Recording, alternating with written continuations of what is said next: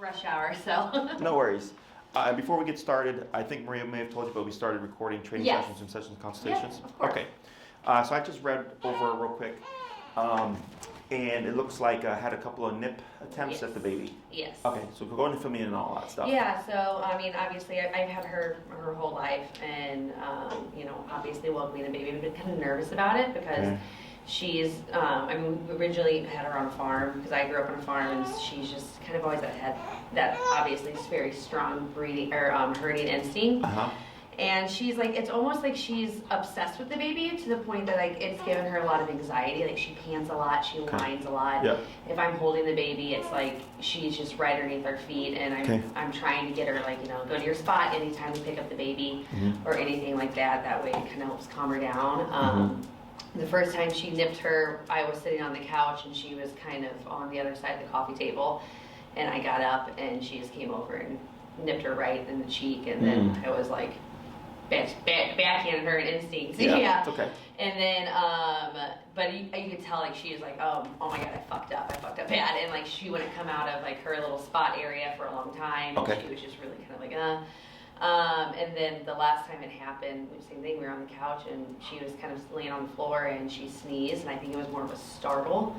And baby sneeze. The baby sneezed, and Miesha came up and bit her on the cheek and actually drew blood. Wow. And then that's why I was like, okay, this is, because I was like, maybe the first time it's like, the baby was just a kind of a thing. Second time, I'm like, if it's the third time, then unfortunately, I'll have to get rid of her because, but I love this dog. This dog's been my best friend, so I'm like, I want to try and figure it out. And it's just like, it's just been a lot. So it's just I'm just trying to figure out how to deal with it. What, 8 weeks? 8 weeks. Okay, so this is two nips in a very short time. In a very short amount of time. Yeah. So, and that's why I'm like, I get worried whenever she starts getting mobile. Yes. That's what, you know, she's gonna start grabbing, and of course baby toys, like dog toys. Yeah. And so, and it's just kind of, you know, I feel bad for her. I'm just yelling at her all the time, and she's, you know, has anxiety anytime I put her on the couch or anything or on the bed. Miesha kind of does that, you know, the border collie pace, and just starts, I mean, whining and like panting so much I can tell that she's like freaking out, and I'm trying to put her in a different room, and then she tries to tear the door down to get to the baby, and so it's like it's a weird kind of like, I don't know if she knows like she wants to take care of the baby or she doesn't know what to do with the baby, or it's like a jealousy thing. So how old is your dog? She's 9. She's 9, and you've had her since birth? I've had her since she was a baby. Okay. Outside of these two bites or nips, have you ever seen that behavior before? I've seen it with like other people whenever she's gotten like if like she's always hated children. Like if kids come up to her face too fast, it's more of like it's not really a nip, it's more of a poke at. Like I said, go away. This is my space. And then, you know, if anyone has ever really fucked with me, she's very protective over me, and then she's kind of put herself in the middle and has bitten a few men before on walks that have been a little creepy. So, which I mean, that moment I'm like, there's like good and bad to that, right? That's great. Keep that up. So, but I mean, she's like, you know, with me or, you know, my fiance, you know, she's never nipped at either of us, and she's always been really good with us, and she was really, you know, she used to sleep underneath the baby's crib whenever I was pregnant, and, you know, now I'm trying to keep her out of the baby's room because I'm trying to keep the space, and so, Okay. Have you done anything on your own to try to remedy this problem? I mean, I have myself, because I mean, I trained her, and I mean, so I took the clicker back out and tried with the clicker and tried with, you know, clicker the food. reward. And, you know, and it just didn't work at all. And then how long ago was the first nip? She was 3 weeks old. Okay, so 5 weeks, and then after that, when was the second attempt? Right when I contacted you guys, so probably a week and a half ago. Okay, all right, so there's, so about a 3 to 4 week gap between bite 1 and 2. Yeah. Okay. And I'm assuming you did research on how we train, the methods that we use and everything? Okay. So, not uncommon what you're dealing with. I mean, I've had clients who had happy-go-lucky, love everybody type of dogs, and then they bring home a baby, and the dog has tension towards the baby. Okay, or the dog will have tension from, will guard the baby from the parents, develop separation anxiety, develop dog reactivity, leash reactivity, and and all these dogs are dogs that didn't have any issues before. right? And all of a sudden the owner brings home a baby, and now like life changes. It's everything, yeah. Yeah. Now in your case, that defensive instinct was already there because of what you mentioned about like protecting you from like creepy guys. Yeah. You know, things like that. So, and it's a good and bad thing because obviously in those situations you like that security. Exactly. But the problem with that is that she's learned I can use this whenever I don't like something. Yeah. Right? Now for you and me as humans, Yeah. we're like, well, this is good, but not this. But yeah. Right? And for her, and dogs correct their puppies. You know, they nip and bite their puppies as young as 3 to 4 weeks. So it's very natural for them to nip in or bite their puppies. Yeah.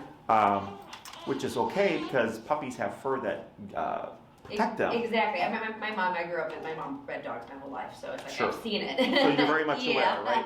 So the issue is that just because she's learned in those other instances, like I can do this whenever I feel uncomfortable or threatened or what have you, now it's kind of seeping into here, Yeah. right? Because now she's like, okay, this baby just made me uncomfortable, and I've corrected all these other people. So Yes, like, now why I'm can't going to I? correct her. Correct. So the way I'll kind of give you an idea of how this could work and what your options would be Okay. is when we do get tension between baby and dog, and even like if there is no tension, I always just tell clients like, wait till your baby understands the concept of gentle and can take direction before we start any kind of baby dog interaction. Yeah. Okay. A lot of people do the Instagram baby with the dog type of thing, right? And they go like, that's a terrible idea because Yeah. then if something happens, there's no going back from it. Exactly, right? and that's kind of the same thing. It's like, you know, we want to do that little gushy stuff. It's like, oh, it's like her sister, but like, you don't know what they're thinking, and it happens so quickly. Like when she bit her on the cheek, I'm like, she was on the floor, and Sure. it wasn't even like she was next to her. So Sure. and it happened fast. Because she's an older dog as well. You said 8 or Yeah. 9? Yeah. She's getting, towards those senior years, they tend to get a little bit more crotchety. Okay. I have a pit and a chihuahua that are the same age, about 9 and 10 years old as well. And I've noticed quite a number of personality shifts. Yeah. And it's just them getting old. Yeah. They're getting cranky. So. Like us. Yep. So here, when it comes to dog and baby interaction and just coexistence, when we avoid any kind of interaction, it allows the dog to just learn, like, you're not going anywhere. Yeah. It's been 2 years, and you're still here, right? Yeah. Plus, as you mentioned, the baby's going to be mobile. She's going to start, as a girl, Yeah. she's going to start crawling at some point, right? Yeah. And then after crawling, then we get walking, right? And then after a period of time, the child can walk kind of normally, right? And I've had clients have dogs that were great, and then once the baby started crawling, the dog had issues. Because it's like, wait a minute, you were like sitting in this thing all the time, and now you're moving, right? And the same thing, they're like, okay, so then they get comfortable with the baby crawling, but then when the baby starts walking, now the dog's like, whoa, what's going on now? Now you're walking, right? So like there's all these stages. So by avoiding any kind of interaction, one, we don't put the baby in a position that they may get nipped, right? But then two, the dog learns and sees them go through all these awkward phases. And by the time that we bring in the introduction of like gentle and all that stuff and controlled interaction, the dog is coexisted with the child long enough that it's typically not a problem. Okay. And I've had worse cases than this. Okay. I had a case in particular that was very dog aggressive and very human aggressive. Okay, loves their baby, their like friends' children, But this was a very big concern for them when we first started the training. Like, we want to have a kid and stuff. Yeah. And the dog is doing great. Like, of all things, the dog loves kids. And we're like, awesome. Yeah, great. Makes life easier. And because that dog would be growing up with that child, it's going to have that connection even when they're a teenager and adult and so on and so forth, okay? So, in your particular case, it'd be partially that, but then we also have to correct things, okay? We have to establish boundaries. Typically when I get dogs that have tension towards the baby, I'll tell the owner you want a 6 to 8 foot buffer. Okay. That's the closest the dog gets to the baby, unless it's something like this where you're like, I have to walk the dog with the baby to take the dog to potty, right? Yeah. I get that. That's the exception. But the dog will start to learn the concept or the context of like, oh, when we go on these walks, that's when I'm allowed within the vicinity. But then when we're in the home hanging out, my job is to stay away from the baby. Okay? So we would simply correct the dog anytime you see any kind of interest, any kind of curiosity, any kind of even looking at the baby from a distance. We would correct all that stuff where the dog doesn't care about the baby. Okay, it's not going to make the dog not like the baby. We already have tension as it is. It's just teaching the dog they have nothing to do with the baby. Yeah. Does that make sense? Yeah, no, totally. It's like her OCD with her toys Yes. now has come over to a child. Right, and then you have like a herding breed, right, and all that stuff. And as you described earlier, the way the border collie moves and all that stuff. So there's some kind of instinct there. Yeah. Okay, so the way that I would address this case is I really only tackle things that are gonna be applicable to you. I really don't worry about stuff that if I don't think it's gonna be, it's gonna not so much work, but that it doesn't matter. Yeah. You know, because I know a lot of programs make you go through a number of things, right? And then the owner's like, I need this thing, right? And that's like 3 levels away. Yeah. When really we don't need to. Okay. So of course we do training with Ecollar. Okay. Which is, are you familiar with what Ecollar is? Have you used one before? No, I haven't. Okay. Are you familiar with the technology? I am a little bit, not like super. I've just read a little bit about it. Okay.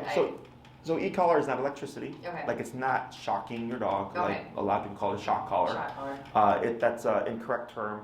I used to actually, we had a shock collar on her previously whenever we lived on the farm because she would herd my horses while I was training them. Okay. So that's why she's missing off her bottom teeth because as a puppy she would try to herd our horses. Sure, she had little. And so we had to put electric fence outside of the our work area so she wouldn't. Excellent. So you come from horse training? Yeah. I actually have a trainer, no, not a trainer. I have a client right now who I just saw before you who Oh, also funny. works with horses. Awesome, yeah. Yeah. I grew up barrel racing and doing breakaway roping and everything. So we had 4 horses on our farm and I moved up here. Okay, so some of the stuff that I'm going to talk about may resonate with you just because there's some similarities. Got The it. differences would be that, dogs are predator type animals and then horses, as far as I know, are more kind of, they're the prey. They're like, Yeah. They're Even though they're livestock. big. They just chill. Yeah. So with remote collar, yes, the electronic fence, very much similar. Okay. So an e-collar is simply a miniaturized TENS unit, okay? Okay. So have you ever been to a chiropractor or physical therapist? Yes. Have you ever had the stim Yeah. that moves your muscles? Yes, that's an Okay. e-collar. Got it, Okay, got that's also your electronic fence. Okay. So it's not electricity. Yeah. Okay, it's not like zzz, this current running through the dog's body. It's this muscle contraction that is electric, but not electricity. It's just how I describe it. Okay. So it's just a muscle contraction, except with electronic fences, they usually operate between levels of 5 and 10, whereas our e-collar goes up to 127. Oh, wow. Okay? The difference being 10 and 127 are the same in terms of output, but I have 117 more divisions. Got it. Okay, so with the fence, it's simple. Don't escape the fence. Yeah. Or you get kicked by a horse, Yeah. right? So it wants to prevent the dog from escaping, so it operates at a much more harsh level, okay? The jumps in the contraction are greater. Or greater instead of a little slow gradual. Exactly. Got it. With electronic collar or training collar that we would use, it's more nuanced because we're not trying to slam the dog into doing stuff. We want to see it as a line of communication, okay? Got it. Now, it absolutely can be used to do something like that, but that's typically not the approach that we use, okay? Okay. So, first thing that we always do is teach the dog how to heel, which is walking on a leash at your side, no pulling. How is she as a walker in general? It like sometimes it can be good, sometimes it can be bad. She does have a little leash aggression with other dogs. Okay. And I think she used to be really good. I longboard, so I hook her up to my longboard, and so that kind of makes her pull a little bit more. So, but I mean, like I said, it's just more of a, like if my fiance walks her, he hates walking with her because she doesn't listen to him. Sure. He's also never had dogs. But you have to make her listen. Like if she's not listening, like tell her to sit and like let's start this all over again. Right. So like I said, sometimes it's good, but she does pull a little bit, and she does have a little bit of like leash aggression. If dogs do kind of come by, she kind of puffs up a little bit. Sure. Okay. So the heel will actually fix that as well. Okay. Perfect. Okay. So leash reactivity and leash pulling are the two most common things that we deal with with dog owners. So heel, which is when the dog walks at your side, their right shoulder parallel to your left leg is like the general positioning. And this is no matter what the context is, whether you're walking, down the block, if you're walking inside a store, if you're walking past a dog, she's going to be there. Okay, so it's not so much the heel that helps address the reactivity. It's the discipline. Yeah. Okay, it's the e-collar. I like to think of it as a bite on a button. Okay. When you press a button, it contracts your muscles, and the way that we teach it, the dog kind of perceives it as similar to a nip, in my opinion. Okay, so it's the nipping at her with the e-collar and teaching her like, don't do that, don't do that, and if you do, there's a correction. There's a correction. That changes and shifts the psychology. Got okay, because dogs. Primary language is physicality. They nip and bite their puppies, as you said, growing up with breeding the dogs and stuff. That is their kind of one of the primary forms of communication is physicality and body language. Okay, so your e-collar is your physicality. Okay. So when we get most clients, when they get their puppies at like 2 months, they think that the puppy can do no wrong, so to speak. Yeah. They don't know right from wrong, so you can't punish your puppy, right? So then they don't correct their puppies. And then you just have a terrible dog in making. Yes. Okay, and it's super common. That's Yeah. probably one of the most common things that I get because I tell people, I'm like, I describe the process, and they're like, that's exactly what happened with us. Yeah. I go, yeah, because I was like, your puppy is meant to be bitten even at 2 months, but we're taught that it's wrong. We're taught that it's mean. Oh, they're cute. They're cuddly. Love them. Exactly. But any other dog would nip and or bite a puppy. Yep. You know. All the time. Yeah. So once we start to get that back into the mind of like, oh wow, like there's physicality, right? We see how does it impact her behavior. Okay. Ideally, I would like to see her become more relaxed in the home. Okay. Yeah, me too. So even though they're indirectly related, like they're not even related. The heel can indirectly impact the dog's behavior in the home because of the structure. Okay, because of the physicality, because there are rules, because there are consequences. So I get lots of dogs. Like I get a dog most recently that like was chewing up the house, and the dog was way beyond puppy stages, and they're like, yeah, we need this dog to stop chewing. And then when we're doing the first class on the heel, they're like, when are we gonna learn how to stop chewing, right? And I'm like, we're doing that right now. I'm like, I want to see what does this fix, and then when you come back in a week, then I'll know what we need to cover. They came back for the second class. The dog stopped chewing. Awesome. Okay, because it was frustration based. If a dog is chewing in the home, that tells me there's frustration. The dog's needs aren't being met. So as soon as we start to layer in physicality, consequence, structure, a routine to a dog and the way they learn and think, frustration goes away. Okay. And they were amazed because they're like, they thought that was going to be a process. Like that's why I said the last week we didn't worry about it because I want to see what is this going to fix.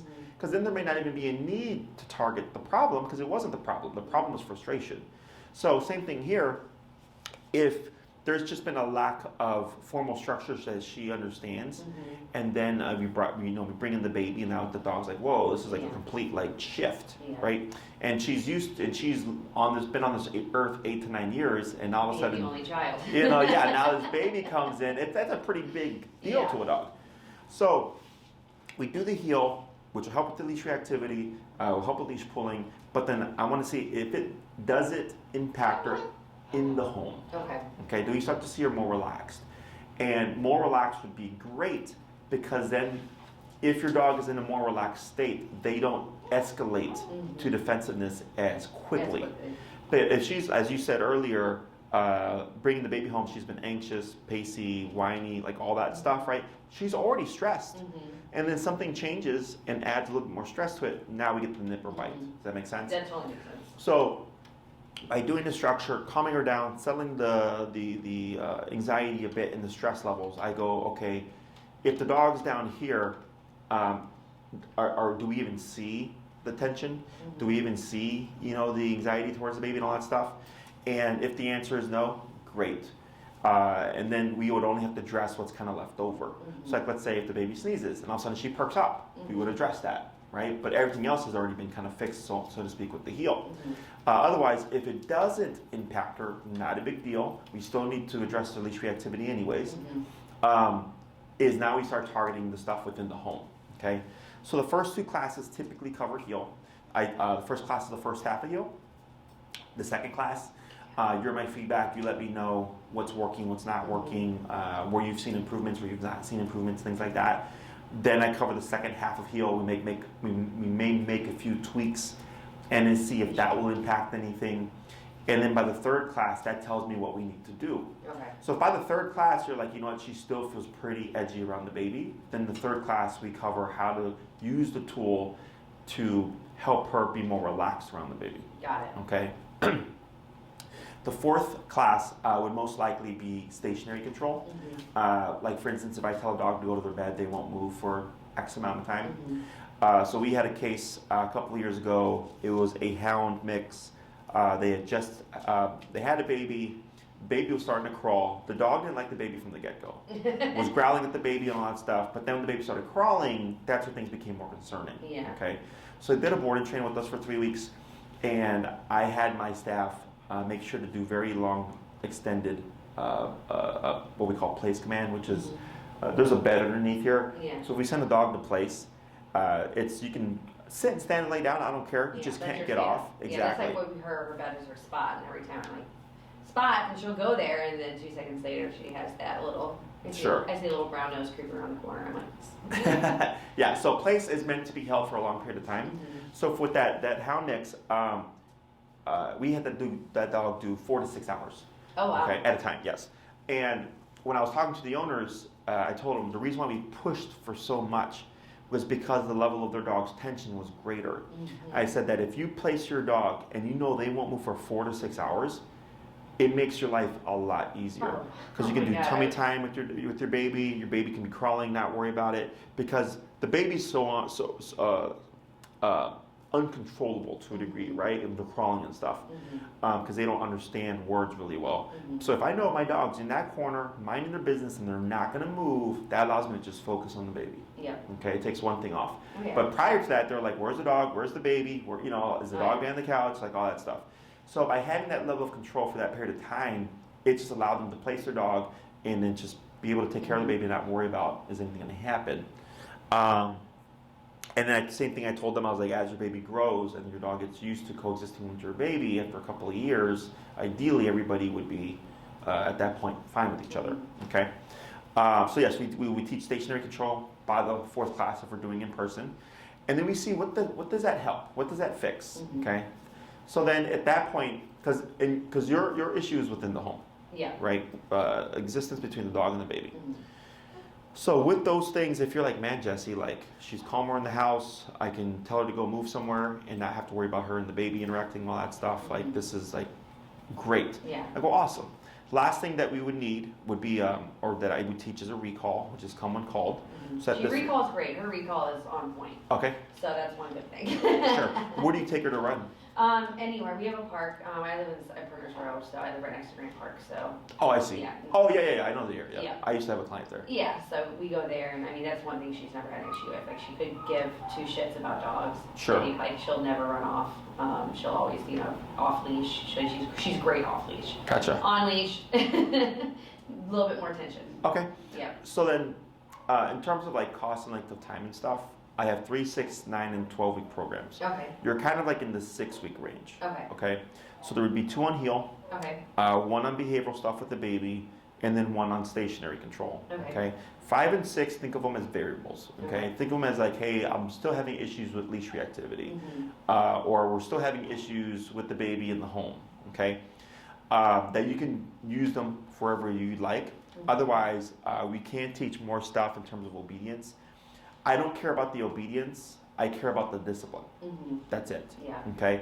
So if she's doing really well, and it's like, well, yeah, she's got great recall. I don't really need to make that, better or whatever. There's other stuff that we can teach more so for the sake of being able to remote her from more things, nipping and biting her from more things, to help make sure that we keep everything in her head. Okay. So when it comes to training and structure, it's not like we implement all these things and then when like everything's fixed, we just stop. Yeah. This is a lifestyle, but it's once you've done all the work, it's just maintaining the lifestyle. Exactly. So like same thing with like dieting or like working out. If you reach the ideal weight or a figure that you're looking for, then it's like, all right, cool. I did all the hard work to get here. Now I just need to maintain it. Yeah. Right. Exactly. Same kind of concept. So. And yeah, the 5 and 6 would be variables. If you need more help with something, we can definitely cover that. Otherwise, we can, if everything's going well, We can cover more things just to give you more structure to practice, okay? Because structure is what's going to help her, keep her out of trouble. Yeah. Okay. Questions on any of that stuff? No, I mean, all of that I think is 100%. You kind of nailed it all. So Okay. I think that's great. Now, were you wanting to do like an in-person, or are you trying to do like a board and train type situation? I mean, I'm assuming there's price differences in both. Correct. What have you seen to be because I almost want to do in person because I know I need to have that training too, because if I don't train with her, then I want to be able to keep maintain it. Correct. But yeah, like I said, I'd be interested in both, just kind of see what the options kind of look like. Sure. So for the 6-week in person, it's $1,000 even. Okay. 6 classes, which is a 1 hour class once a week for 6 weeks. Okay. And then that's you coming here, or we can meet at a park. Okay. Which most people just come here during the wintertime. Yeah. Because they don't realize inside. that. Yeah. Because they don't realize like being outside for an hour gets pretty cold. Yeah. But yeah, so I have a 13,000 square foot space, so I Okay. have plenty of space to work on stuff. Okay. And then also, if you needed to do a class in the home, okay, let's say like we do the baby stuff and it's just not transitioning well, then you would just pay a $50 upcharge Okay. for a class where I show up to your place. Okay. So we do 2 programs. We have people come to me here or at a park, or I go to my clients, but that rate is higher because I'm now leaving what I'm doing to go to them. Okay. Before COVID, it was the other way around. Yeah. I used to go to all my clients before COVID. Then COVID happened, then nobody wanted me in their house. Yeah. So then it flipped everything. So now it costs more for me to travel to their dog owner's home. So what a lot of people do is they'll meet with me, and they when they need a class in the home, they just pay $50 more for that one class, and if you need another one, then it's another $50. Okay. Okay. So so 6 weeks is $1,000 if you come to me here. If you do like a board and train and or daycare train type of option, think of 1 week of our time as 3 weeks of your time. Okay. Okay. Yeah. So then I would suggest if you did a board and train or daycare and train, which is you drop her off like in the morning, and then you pick her up by 7 in the evening. Whereas a board and train, we have the dog for 1 to 2 weeks straight. Okay. If you're doing a board and train or daycare and train, I'd recommend a 2-week board and train or a 10-day daycare and train. Now I know a 2-week board and train, I believe is $27.50. Off the top of my head, so it's a bit more because everybody's working with the dog, everybody's training the dog. She's being trained all day. They're here overnight. You do get follow-up lessons with the program, so that we make sure we transfer everything to you. The daycare and train program, I don't know off the top of my head. It's on my website, but it's cheaper than a board and train because we don't have your dog 24/7. Yeah. We just have your dog during a regular daycare day, and we would only do training on the days that you bring your dog. Okay. So a 10-day is similar to 2 weeks. Got it. So 1 week of our time is similar to 3 weeks of your time. So if you did in person, that's why I suggested 6 classes or 6 weeks. So then if we did the training ourselves, then it would be roughly around 2 weeks. Okay. Pros and cons. In person, you learn a ton more. Yeah. Okay. I don't need to touch the dog anymore when it comes to training. I've developed a methodology that allows me to coach you through everything. I'm present with you. You have your dog. You're training your dog real time with me, present and coaching you. But it's all hands on for you. Okay. Plus, everything's tied to you from the get-go. Yeah. The dog doesn't understand it's me coaching you. Yeah. Okay. So that's a great advantage for a lot of people because they get so much hands-on. The con is it just takes longer. The other con is winter is obviously coming pretty soon. So training occurs whether it's nice out or it's cold out. It's just part of the process. Okay. Yeah. So just bear that in mind. When it comes to the board and train, pros and cons would be we get stuff done much faster. Weather doesn't pertain to us. You're paying us, so if we got to take the dog out for a training walk, whatever, we do it. Yeah. The con would be the training is tied to us, okay, because we train the dog. So now we have to transfer that to you. Exactly. So what we've started doing now is we record the first lesson of everything that we teach, okay? Plus, your dog will come out here learning more stuff. So if you did the training yourself, we would cover the heel and stationary control, which is 2 commands. If you did a daycare board train type option, your dog comes out knowing all 6 commands. Sit, stay, down, come, place, heel. Okay, because we get a lot more done here. Yeah. So what we do now is we train the first lesson of everything that we teach your dog. okay? So that you see her learning real time.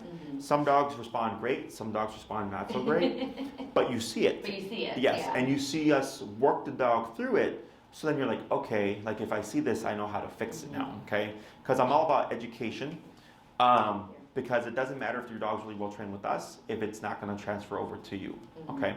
So you have those videos, and in the moment you get those videos, if you're doing like a daycare train where you drop her off and pick her up, you can already start applying your training, okay? And then you would schedule your follow-up as needed. Okay. So you get follow-up classes. I believe with a 2-week board and train, you get 4 to 6 classes. It's on my website. It lists what you get with the program. So you get a video for each week. So if you have the dog for 2 weeks, you get 2 videos. The first one is always the longest. It's usually about an hour and a half to 2 hours-ish. So you have that as a resource. And then you get your in-person training with Enrique, who's my head trainer here. Okay, he does all the board and trains and daycare trains. We can only do so much here, right? So we can't do any baby type stuff here because don't have a baby. Plus, it's different in-home than it is here. So that is a con as well. But you can always have a follow-up to cover the baby stuff. Got it. Okay, it's still going to be covered exactly. It's just we can't cover it in the video because we don't have that. We don't have controlled context. With the daycare train, same concept, except it's less expensive. You still get the videos. You still get 2 videos, the same style as the board and train. You still get follow-up. However, you get less follow-up because it's a cheaper program. And again, that's also listed on my website as well. Okay. So pros to in-person, you learn a ton more. Con takes a little bit longer. Plus, you'd be doing some training outside. Daycare and or board and train programs, we get stuff done a lot faster. Con, we can't replicate baby stuff. We have to transfer everything to you. There's still going to be homework on your part as well. But they're both options for you because your case, in my opinion, even though the act itself is not great, the level of the intensity is not severe. Okay. I agree. Like she is a good dog. Like she does, you know, she's been a great dog up till sure. Until this. And it happens. Like you're not the first person. You're not going to be the last and I knew person. this is going to happen. I'm like, it's going to go one or 2 ways. She has always hated children, and I was like, sure. And they stress her out. Sure. And I'm like, and of course, you know, 3 a.m. screaming baby. Oh, sure. Stresses everybody out. Yeah. not everybody's a fan of that. Yeah. Yes. So, because it's not a severe case, I don't. Like, because if it was, I wouldn't tell you to do board and train. Okay. I would say like you want to do in person because you need to know how to take care of this stuff. Whenever This is pretty straightforward. Yeah. Okay. Some things may change within the home, putting up boundaries, putting up rules and stuff like that. Because if we don't, ultimately, you may lose your dog. Yeah. You know. And that's one thing. That's the unfortunate thing. Correct. Yeah. So, and this is a time. Like I said, this is a couple of years until the baby is old enough, and you start to get a feel for like how does she respond to the baby. And a couple, 2 to 3 years may pass, and you do all this stuff on, and you know, to the T, and she still don't like the baby. Yeah. You know, and I have actually another class that we can do.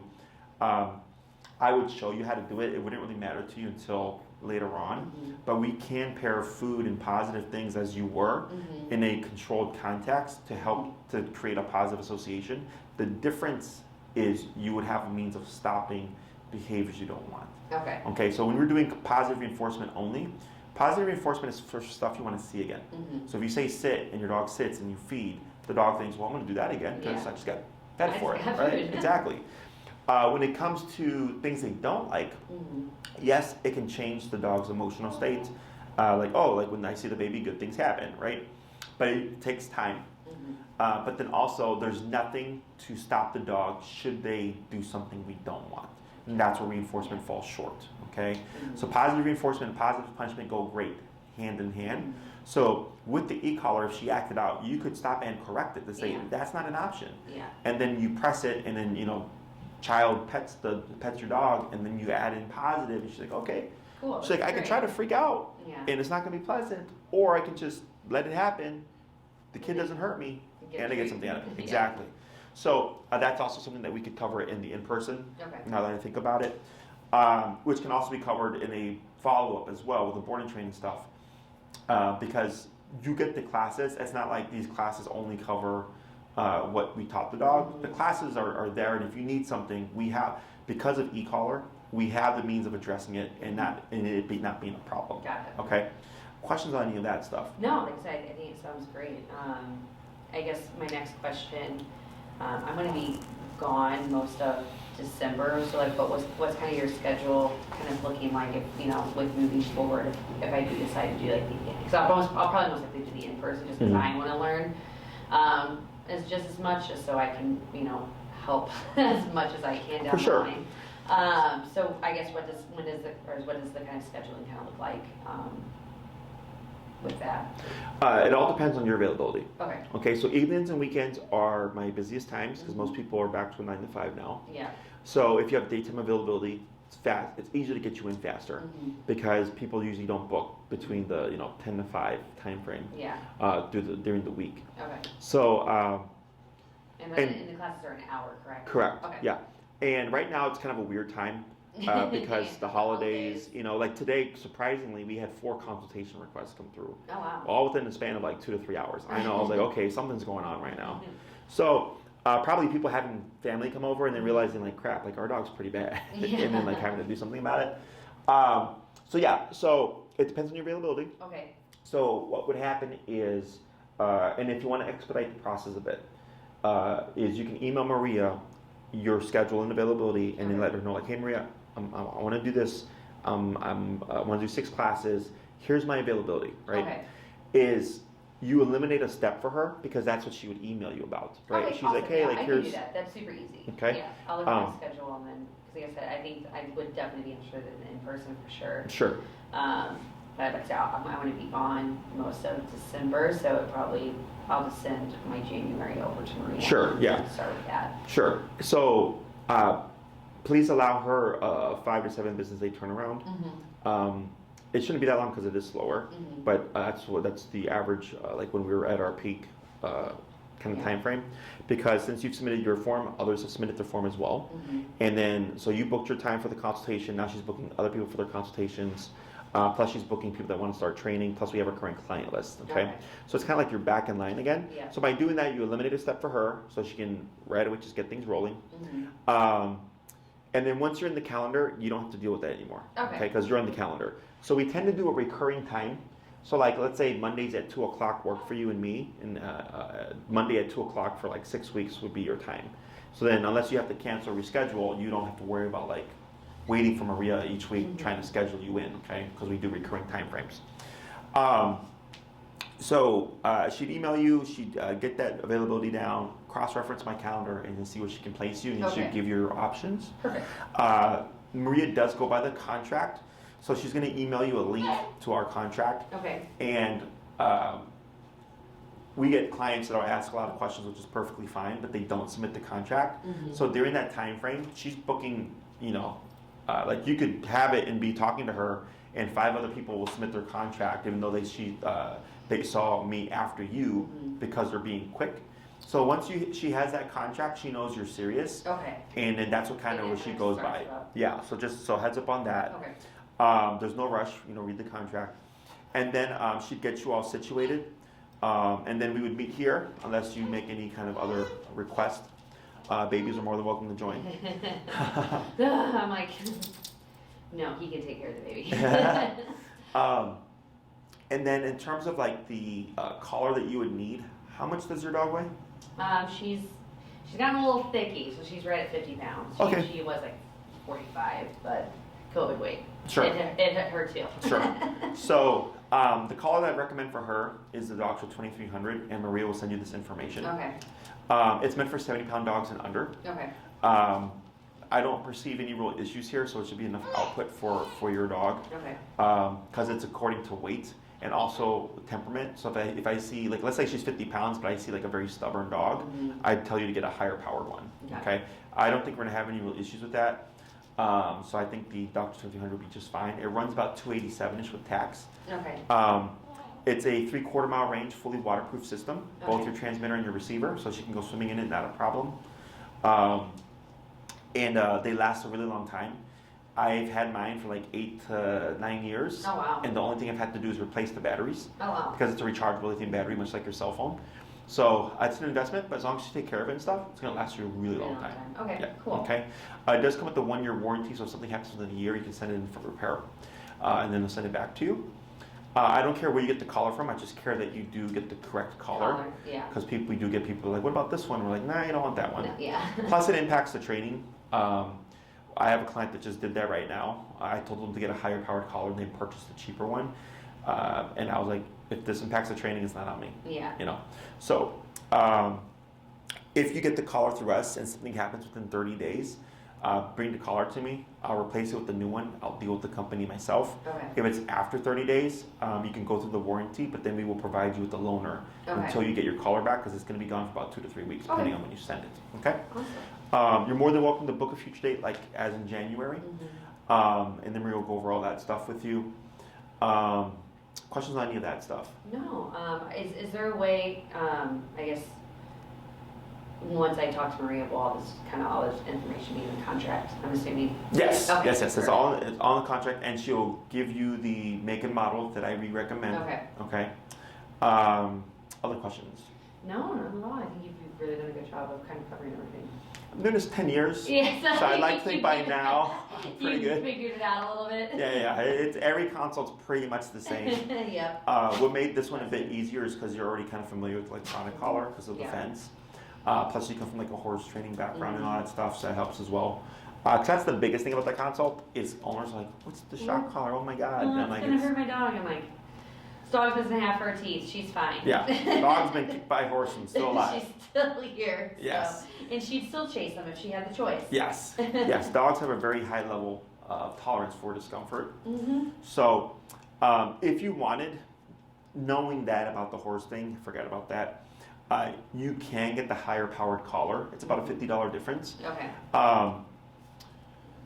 It's perfectly safe to use. I could put on my 8-pound Chihuahua. It's just more output, which means you get more from less. Yeah. Okay, so like the number on the higher powered collar could be 40, but on the lower powered collar could be 60.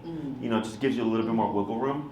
So if it's kind of like, yeah, she's been kicked by a horse, I think I want the extra power. And Maria will send you the 2 models, and you can just pick and choose what you want. Exactly. Otherwise, I feel this should be pretty straightforward. Okay. In the meantime, what I would suggest is definitely demand a greater buffer between her and your baby. So like right now, she sleeps in my room. Okay. And then we have the bassinet, and she sleeps, within our bedroom. Do you suggest maybe not having her sleep in our bedroom? Kick her out. Yeah. Yeah, kick her out. Okay.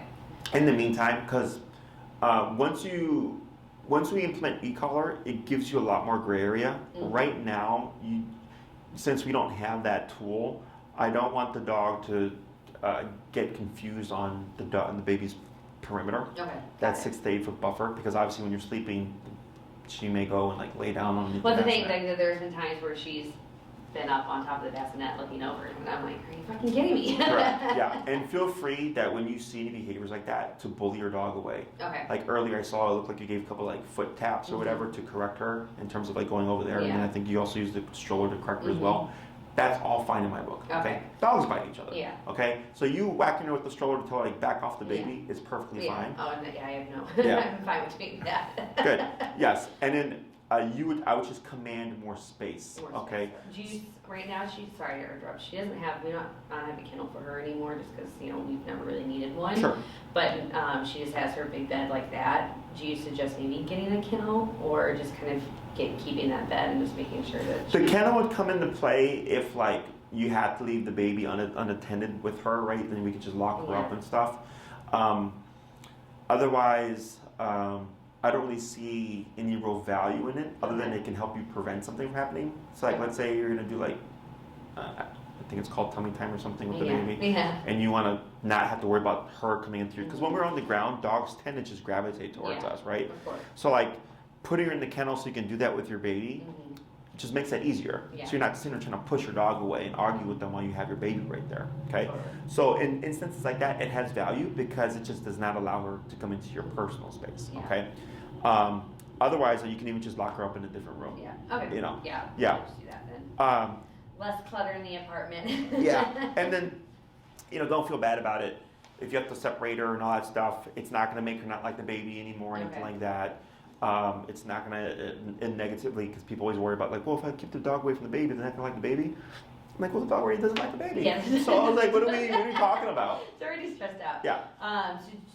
Also, do you suggest that in the meantime, you keeping that boundary with her not coming in her bedroom, the baby's room? Yes. Okay. So, are you familiar with Cesar Millan? Mm-hmm. Have you watched any of his stuff? Mm-hmm.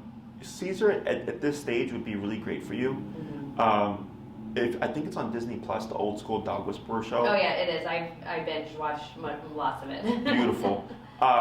You can use that psychology to teach her that she's not allowed in the baby's room. We can use remote collar for that, but we can also use Cesar Millan methodology. And she's done great with it. Like now she knows, like if I see her sneak in, I go out, and she goes out of the room and she sits there and just watches. Okay. So but she just looks with desperation wanting to come in. Sure. Yeah. What I would suggest for you is anytime that you can use physicality, Okay. do so. Okay. Okay, because that empowers you more. That actually empowers your baby more. Okay. Because she's like, man, every time I get near that baby, it's like it's a get heel that. to the exactly. Okay. We always leave negative energy, frustration, anger out of corrections, because dogs don't care about being corrected. Dogs care about the energy.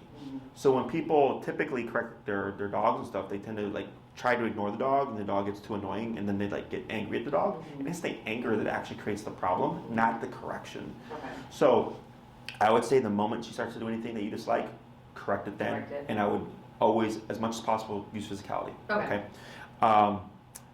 And then, yes, because it'll empower you, it'll empower the baby. Because she's like, well, every time I get near the baby, it's, a heel tap or whatever.